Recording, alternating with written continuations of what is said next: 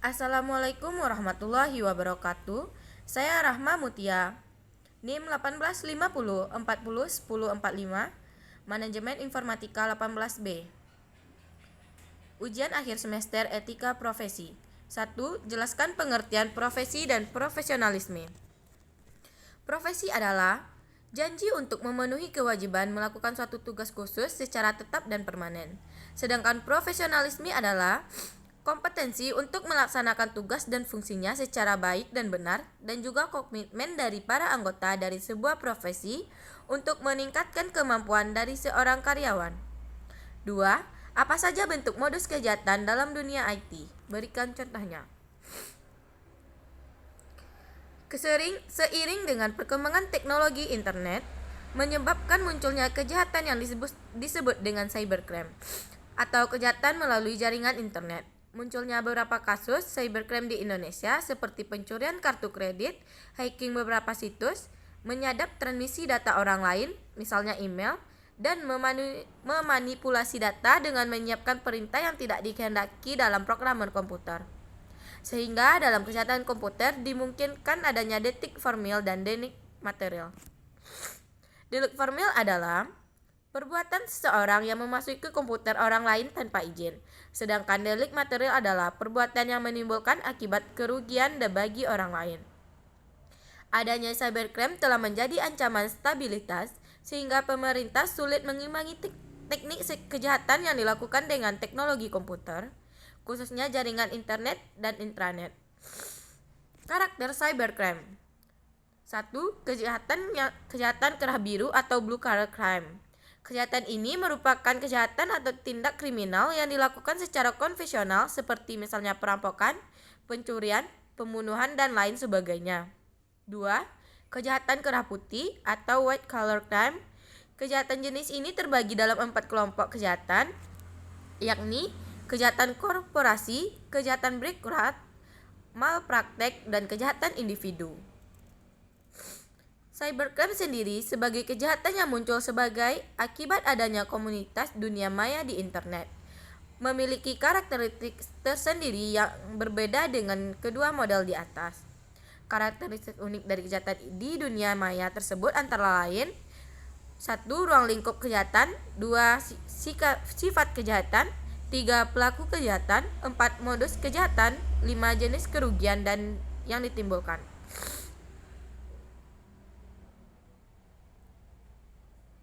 3.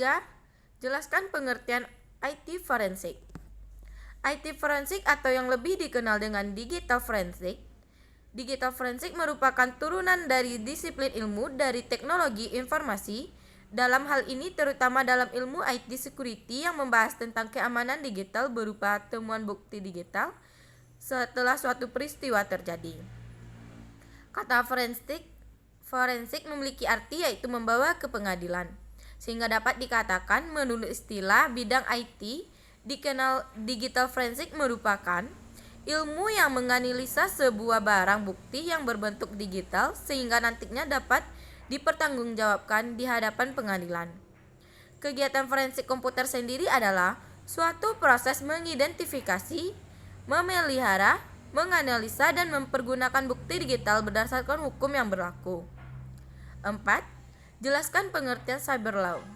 Cyber law adalah aspek hukum yang istilahnya berasal dari cyberspec law, yang ruang lingkupnya meliputi setiap aspek yang berhubungan dengan perorangan atau subjek hukum yang menggunakan dan memanfaatkan teknologi, internet, atau elektronik yang dimulai pada saat mulai online dan memasuki dunia cyber atau maya. Pada negara yang telah maju, dalam penggunaan internet atau elektronik sebagai alat untuk memfasilitasi setiap aspek kehidupan mereka, perkembangan hukum dunia maya sudah sangat maju. 5. Jelaskan pengertian haki serta undang-undang nomor berapa yang mengatur haki tersebut. Pengertian hak atas kekayaan intelektual atau haki atau hak kekayaan intelektual atau HKI adalah hak yang berasal dari hasil kegiatan intelektual manusia yang memiliki manfaat ekonomi. HKI dalam dunia internasional dikenal dengan Intellectual Property Right atau IPR, yaitu hak yang timbul dari hasil olah pikir yang menghasilkan suatu produk atau proses yang berguna untuk kepentingan manusia. Sebagaimana diatur dalam Undang-Undang Nomor 7 Tahun 1994 tentang pengesahan WTO, Agreement Establishing the Organization. 6. Jelaskan regulasi yang diatur oleh Undang-Undang Nomor 36 tentang telekomunikasi.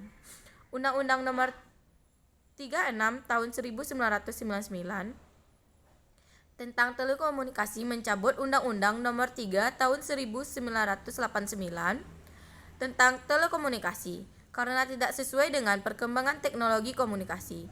Dalam Undang-Undang 36 Tahun 1999 tentang telekomunikasi didefinisikan bahwa telekomunikasi adalah setiap pemancaran, pengiriman, dan atau penerimaan dari hasil informasi dalam bentuk tanda-tanda, isyarat, tulisan, gambar, suara, dan bunyi melalui sistem kawat, optik, radio, atau sistem elektromagnetik lainnya.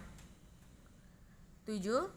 Jelaskan perbedaan internet banking dengan mobile banking menurut ITA atau informasi dan transaksi elektronik. Internet banking atau e-banking merupakan salah satu layanan unggulan yang ditawarkan oleh perbankan untuk memudahkan nasabah bertransaksi. Fungsi e-banking bahkan sudah mengungguli ATM, kecuali untuk tarik tunai tentunya. Sejumlah fitur yang ditawarkan e-banking pada umumnya yaitu 1.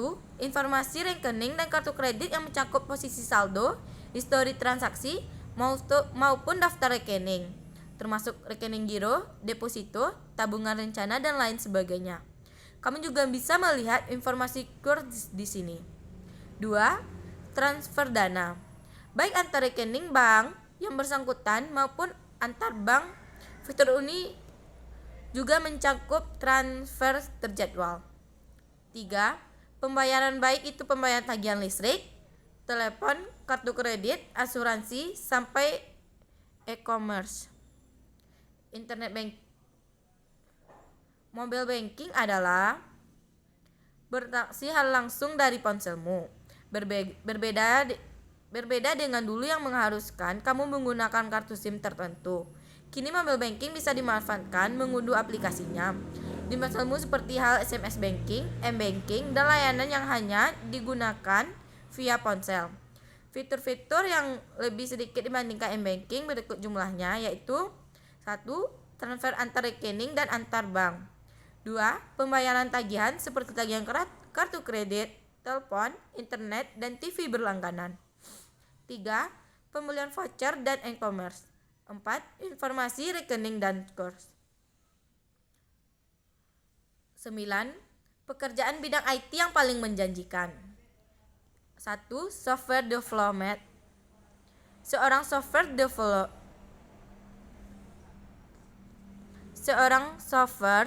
developer, seorang staf IT yang bertugas untuk melakukan riset, mendesain, mengimplementasikan, hingga menguji software dan sistem.